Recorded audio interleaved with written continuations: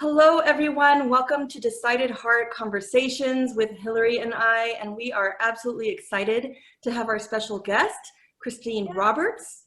She is a success coach, a keynote speaker, an author, incredible stories and experiences to teach us today. Welcome, Christine. Thank you. So glad to have you. And I know that you come from this interesting experience in the corporate world, working for Disney and John Maxwell Company. We would just love to first hear, how did you get to where you are now? Yeah. So, when I think about it, all starts right for all of us when we're kids. Something triggers things. And when I was a kid, I grew up in a pretty dysfunctional environment. My dad was an alcoholic. I witnessed domestic abuse and experienced sexual abuse. And even as a kid, it's interesting because I remember at like 10 years old thinking, this will not be my life. And my entire life, I've been just really fascinated with people and human behavior and quantum physics and psychology. And I got into sales and, I would just listen to, Psychology of Winning, Dennis Waitley, Brian Tracy, like all these different people. And so I've just been a student of personal development for years. And a number of years ago, I had written a book called Inspirational Mind Food, and I got certified as a life coach because people would ask me for advice all the time. And even as a kid, I was the go-to person. Like when, when people wanted to have advice, they'd come to me. And so I ended up meeting the president of John Maxwell Company at the time, which for anyone who's not familiar with him, he's written over 100 books on leadership and culture. Leadership, yes. And so the president asked me if they had a position available, would I want to join them? And I said, absolutely, you're my people. So I ended up going to work with John Maxwell as a leadership consultant.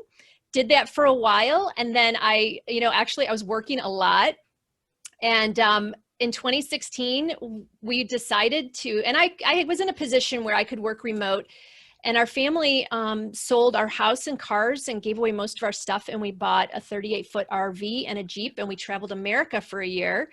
And I continued working with John, and my husband worked for Cisco Systems. So we had a network on board, and, we had Verizon, MiFi, Wi-Fi, every kind of phone. I mean, we would joke around and say, if something happens with the satellite systems, it's probably going to be us, screwing it up.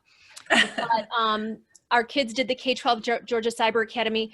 We traveled around. We ended up back in Atlanta, and an opportunity came up with Disney. And although I loved John and loved what I was doing, I was very specific to leadership, where the opportunity with Disney was in their advisory group, where I called on companies around culture, like the whole culture piece with quality service, leadership, employee engagement. And so that's where I was for a while. And even during that time, on my heart, I have just wanted to do I'm wired to be an entrepreneur. Like, I did this test, where these assessments, I've done every kind of assessment, and I am like 98% like hardwired to be an entrepreneur. So last year I started my own coaching business, filmed a coaching course called Create Your Best Life Mindset Reset, and have a webinar called Lead Yourself to Lead Others. And I've just been immersed in doing this, and it's just so fun. It's weird because a lot of people that I work with are really seeking to figure out their purpose. And, with all this COVID stuff, so many people, in fact, a lot of my Disney colleagues, my former Disney colleagues, they are on furlough. And I talk to them, and there's all this uncertainty. And I just feel blessed because I believe that I am where I'm supposed to be. And that's like such a good feeling. And I get the privilege to talk to amazing women like you. So that's the journey. That is, literally the journey. I was imagining your RV, one of those Google mapping cars with like the satellites are going up to the space, but you probably didn't have all of that. Well, we had a satellite dish on top, and which almost came off on Highway 95. It wasn't installed properly, and I tell you, we could have done like a reality show because so many things happened. I mean, we did a show called Going RV, which was more like a house hunters kind of show, but we had so many things happen. I mean, they say if you buy an RV, just like a boat, you better have a toolkit and a sense of humor, because yeah. we had a lot of stuff happen, but Yeah. we said that's what makes things memorable. You know, I told our kids, like, when something goes wrong, it's like, it makes it memorable. And now you got to figure out how to fix the problem. So we did a lot of that. You're absolutely right. It's so fun. And our family actually did a 5-week trip with a pull behind, but still similar situation, to Alaska and back, and sort Oh, of wow. did all, and definitely those roads that are freezing and thawing and all of that. We had a broken axle. We had a da, da, da, da, da. I remember spending my birthday in a parking lot of Walmart because our camper couldn't go any further. And I mean, but Awesome. You know what?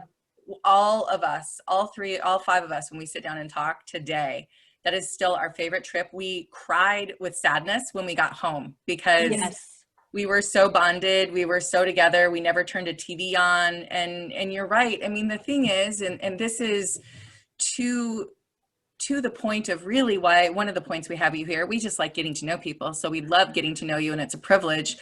But really, that shift into understanding in your life, where is my joy? What's this perspective of what life is supposed to be? And how can I tap into that? And that's something that you are going to talk to our viewers and our listeners about today, is sort of 3 tips to help not only with your productivity, but even more, just having that different perspective and that sense of joyfulness in your life. Mm-hmm. Yeah, definitely. You know, just so within my coaching program, I have what's called the G.R.O.W method. So I'm going to share a little bit about the G.R.O.W method, and then how that ties into some of these other specific tactical things for people to do. The G stands for gratitude. And when you think about gratitude, one of my main passions is to raise awareness to thought, because everything comes down to our thinking, how we perceive something. You know, I had done a program, it was like a 3-day seminar when I was in my mid-20s. And the premise was that everything in life is empty and meaningless. And I remember thinking, okay, what have I gotten myself into? But ultimately, it's true. Like, we could go to a party and you could think it was the best party in the world, and I could think it was terrible. And the same events happened. It's how we perceive it, or what, how we define the actions there. And so when we feed our minds, there's belief drives behavior. So what you believe is based on what you're taking into your mind. Your beliefs drive a thought drives a feeling, and a feeling drives an action, and ultimately that defines the results in your life. And so G for gratitude is all about raising awareness to thought and focusing on what we're grateful for, because everything comes back to how we perceive things. What we focus on grows. So when we're grateful and we find, because there's always something to be grateful for. The R is called reflect. So reflect and create. So reflect is all about kind of looking back on our lives. Like, what are the key components that got us here today? Because a lot of times there's evidence of, how we ended up here. And then create, the next step is reflect and create and being intentional for what we want in our lives.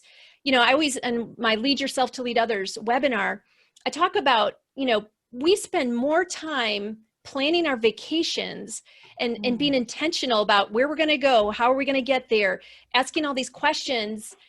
But do we do that for our lives? So it's that, creating our life and being intentional.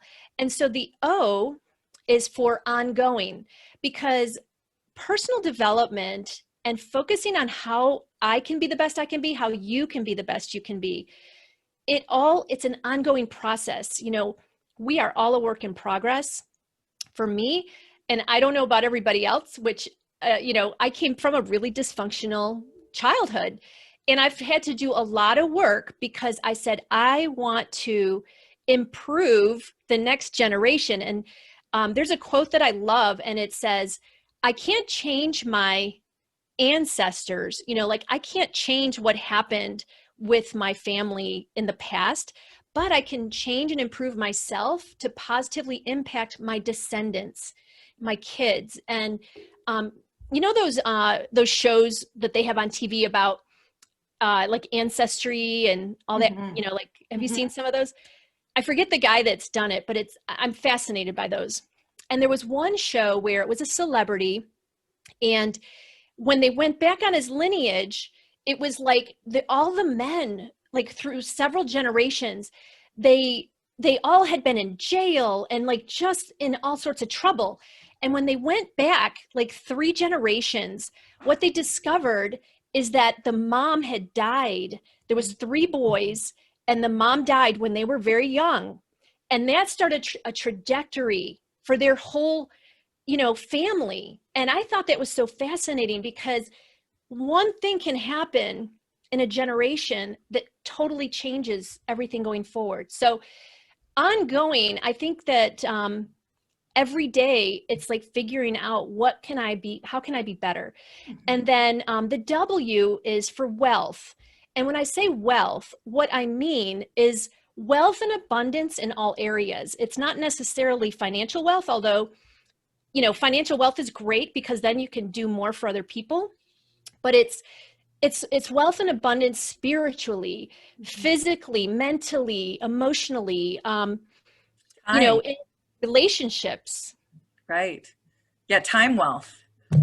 Time wealth, absolutely. I mean, that's all we got, right? I Right. think No. the new term, and I just learned about the meaning of it like 6 months, maybe a year ago, is abundance. Just what does that really mean? The feeling of abundance, whether it's time, the freedom to choose the things that I want to engage in or I want my family to engage in.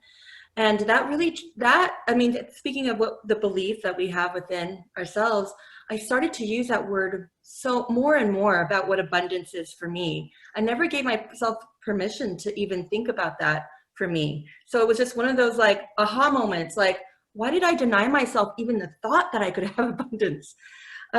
So I would love, you know, so that is such a fantastic, like, how does G.R.O.W work? Is it kind of like a program that you have, or is it online training? Yeah. So the grow method is really like an overarching philosophy and that ties into the program. So for example, Okay. my Create Your Best Life Mindset Reset coaching course, it's a 6-week course.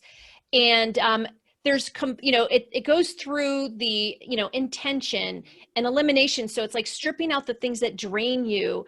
And, you know, all of those tie back to the G.R.O.W method. So the G.R.O.W method is kind of overarching and ties into these other programs so that we can create that abundance in our lives. Awesome. So then we would love to give our listeners and viewers some tips, to improve productivity, enrich our relationships, just find overall joy. So what are tips that you can share with our people? Yeah, absolutely. So in my Lead Yourself to Lead Others, it's a free webinar that I do on a regular basis.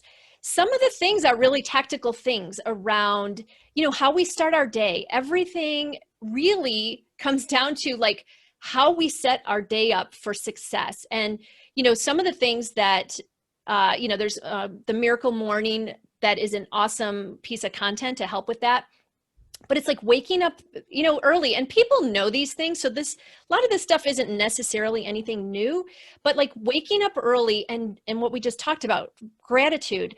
It's about journaling and having that quiet time to get centered and set the intention for your day.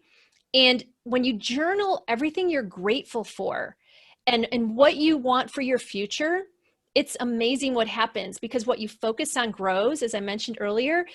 42, if you write down what you want for your life and what you're grateful for, you have a 42% increased chance of achieving whatever it is that you want to achieve. And I mean, that's Wow. statistical scientific data. Now, the thing is, only about 3% of the population does this. So I always tell people, you want to be in that 3%. Mm-hmm. And so that is something that is like, it's a way to set you up for success for your day.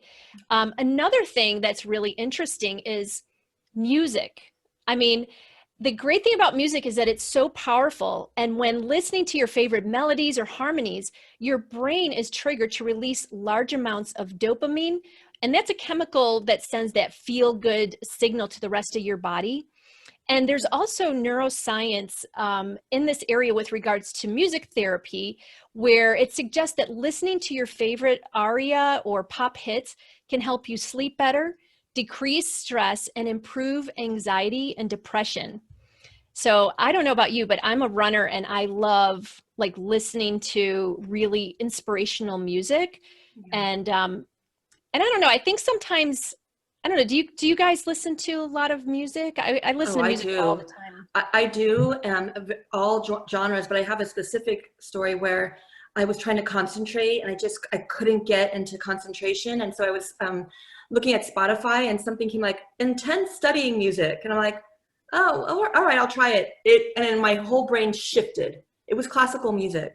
Yeah. And it was amazing how this album like shifted my brain, and I was just like concentrating, like all of a sudden I was this machine. So yeah, yeah, that's so true. Like there's, if I've got on Pandora, I've got some different like, you know, when you choose the different playlist, and there's specific ones to studying, and it's that classical music, and there's like scientific evidence about how that helps our brains to kind of relax and allow us to focus. So yeah, that's pretty great. I need to learn this from Hillary. Hillary, are you a music person?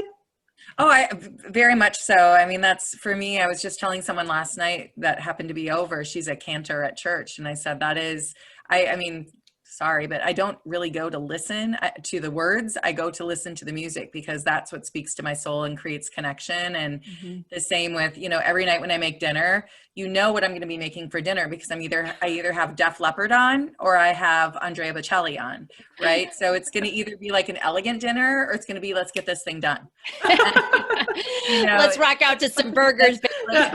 That's right. You 100%. And that is kind of throughout my day, what I do, depending on where I want to be. I absolutely. And the other night, my husband and I just had a hoot and a holler. It started at about 5 o'clock at night, poured a glass of wine, and he turned on, well, we didn't do it at first, but we started playing some 80s music, but it was like the one-hit wonders. Yeah. And we were challenging each other to come up with the one-hit wonders. So pretty soon, the house was laughing. We were dancing around. 3 hours later, we were still, so it's that shift into joy. And I think we needed the release. So, oh, that's music, so great. Yeah, it just does so many things. It does so many things. Well, you know, that really ties into like one of the other things I was going to mention is when we turn off technology, and everybody, you know, we all know this stuff. It's like, I don't think we really need scientific evidence, but there is scientific evidence around, you know, shutting off our technology and screen time and connecting, right? Like connecting with your family. I mean, there's studies that prove that when we interact and we tap into that creative mind, which, you know, when you're dancing and you're having fun with your family, it can also be things like cooking together or playing games, hiking, you know, painting, any of those creative things, that the studies show that you actually increase joy and happiness and productivity in our lives by doing that. So sounds like you guys were really cranking. And there's a book called Digital Minimalism for anybody out there that, you know, I think, again, intuitively, I'm sure we all know this, like getting on our technology or screen time, it's just not good. It's a passive behavior. And one thing that you mentioned, Hillary, is like, so when you and your husband were trying to think of these one-hit wonders, did you just try to figure it out? Like just try to think about it? We did.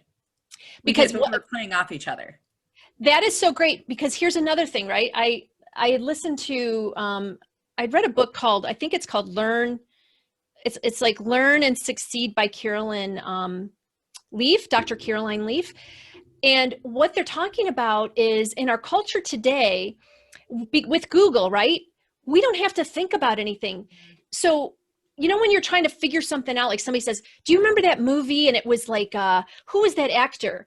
A lot of times now, because we can just Google it, we don't use our brains, where if we have to kind of go, okay, that actor, he was also in this movie.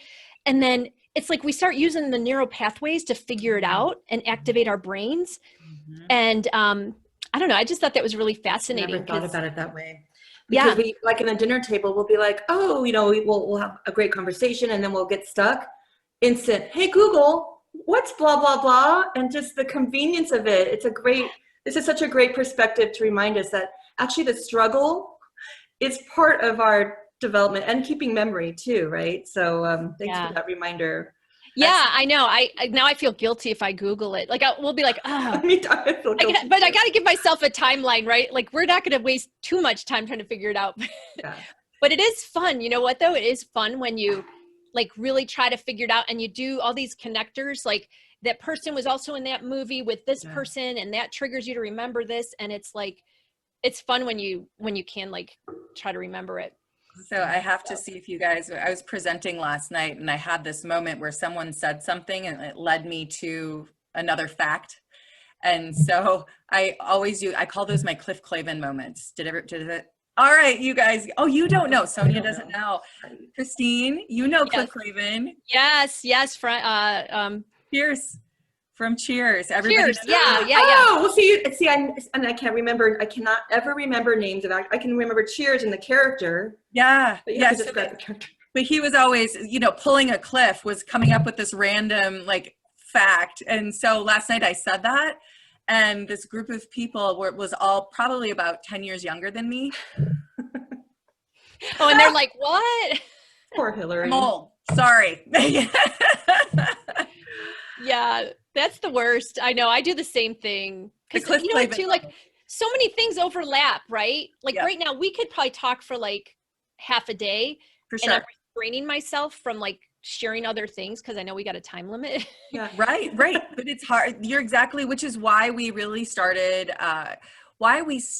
Decided Heart Conversations, was because of what that last piece you were talking about with connection. And I think you have helped us to remember so many of those things today. But just to put a final exclamation point on that, it's encouraging these conversations because we have gotten so used to digital or going and looking something up or whatever it is. We've forgotten to tune into each other's stories and how much we learn and grow from one another when we allow ourselves to truly listen and engage in a true dialogue. Mm-hmm. We've gotten into a lot of monologues, right? And everybody wanting to be heard. So I want to tell you so much how much we appreciate this. And before we give our guests our final sort of challenge, we always have a challenge, but they're not challenged like, they're challenged like, the ongoing learning that you're talking about, the growing that we're learning about. Before we do that, I just want to reiterate. So besides the GROW method, which is wonderful, our gratitude, reflection, the ongoing work, and the wealth, I feel like the 3 tips that you really try to remind us that are so important is, number 1, we really need to get up with intention. We need to build our morning routine to be one that we fill ourselves up with how we want to show up, whether that's gratitude, whether it's that peacefulness and getting reordered so we can do that. And number 2, that we can't forget the power of music in our life and how that can help us change our mood, shift our thought process, become more focused, or even have more fun. And I think the last and third thing that I really heard from you is to make sure we're making these connections and turning off the screen and being intentional about that, because our hearts and our minds and our growth requires this. We are meant to be social creatures, and that interaction can help us grow in remarkable ways and also soothe us and bring more joy to our life. Yeah, absolutely. And I think it's just so important, that last bit, turn off all devices. It should be such an intentional, like a chore, like everyone, it's turn off. We're turning, all devices are off during dinner time, whatever that time frame would be. And I have a terrible habit because I work really early in the morning. I need a little bit of that gratitude time in the morning before I just jump on into these devices. So, so give us, what's the challenge for our listeners and viewers? Yes. So what I would like you to do, listeners, or if anyone watching, is I want you to notice and pay attention to your thoughts for the next 7 days. And anytime that you have a negative or a judgmental thought, I want you to stop yourself. Like you can even like slap yourself And I mean, I've done that. Like, it's kind of like changing your state. And I want you to shift from that negative thinking, because you're going to now be aware. And I want you to shift and have gratitude and figure out what's the lesson right here, or what is something that's really good. Because so many times, you know, when we get into this negative thinking, it's like when you go hiking and you've got a well-worn path. There's studies that talk about 80% of what we think about is negative. We have 70,000 thoughts a day. So that's 1.2 thoughts per second. But most of our thoughts are negative and they're repetitive. So we can get into these well-worn paths of negative thinking, but so many times it's about awareness. So I want you to pay attention to your thoughts and shift immediately when you realize you're having a negative judgmental thought. Shift to gratitude and pay attention to what you're feeding your mind. So, you know, don't listen, get some good music going, you know, listen to a audiobook, listen to the podcast here, and feed your mind good stuff, because then that'll improve those, what they call ants, automatic negative thoughts. I challenge everybody to do that for the next 7 days and look forward to hearing about how it affects your lives.